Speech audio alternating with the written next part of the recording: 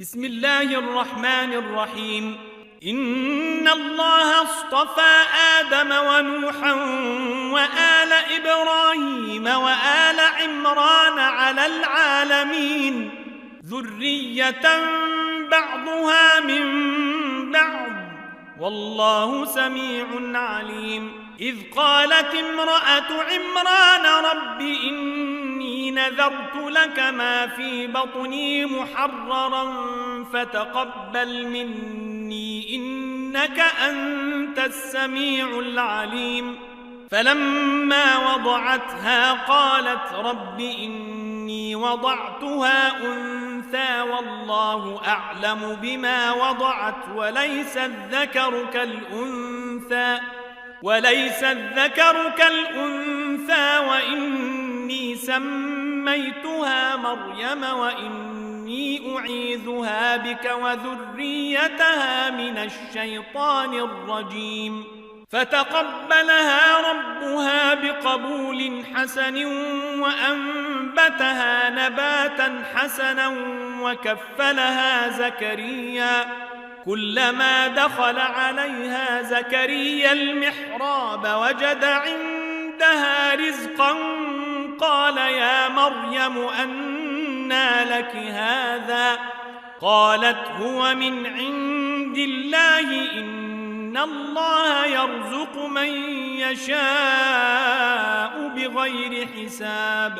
هنالك دعا زكريا ربه قال رب هب لي من لدنك ذرية طيبة إنك سميع الدعاء. فنادته الملائكة وهو قائم يصلي في المحراب أن الله يبشرك بيحيى مصدقا بكلمة من الله وسيدا وحصورا ونبيا من الصالحين. قال رب أنى يكون لي غلام وقد بلغني الكبر وامرأتي عاقر؟ قال كذلك الله يفعل ما يشاء. قال رب اجعل لي آية.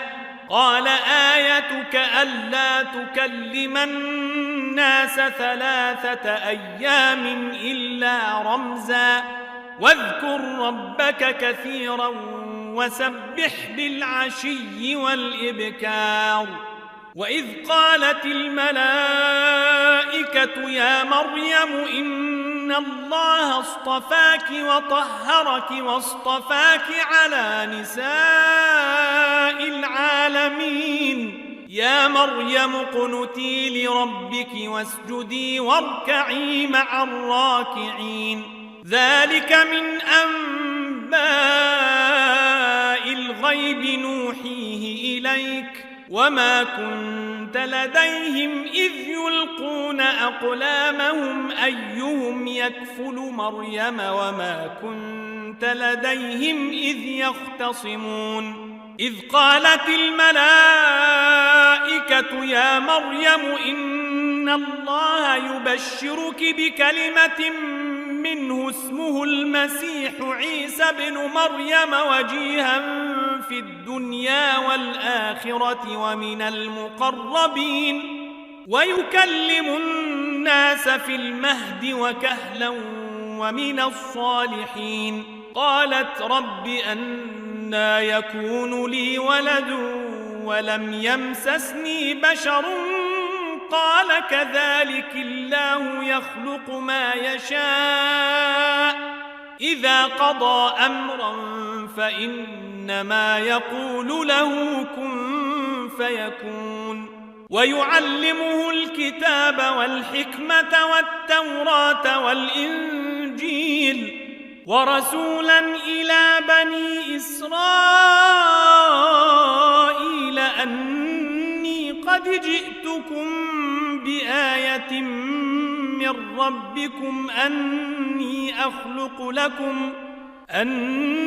أخلق لكم من الطين كهيئة الطير فأنفخ فأنفخ فيه فيكون طيرا بإذن الله وأبرئ الأكمه والأبرص وأحيي الموتى بإذن الله وأنبئكم بما تأكلون وما تدخرون في بيوتكم إن في ذلك لآية لكم إن كنتم مؤمنين ومصدقا لما بين يدي من التوراة ولأحل لكم بعض الذي حرم عليكم وجئتكم بآية من ربكم فاتقوا الله وأطيعون إن الله ربي وربكم فاعبدوه هذا صراط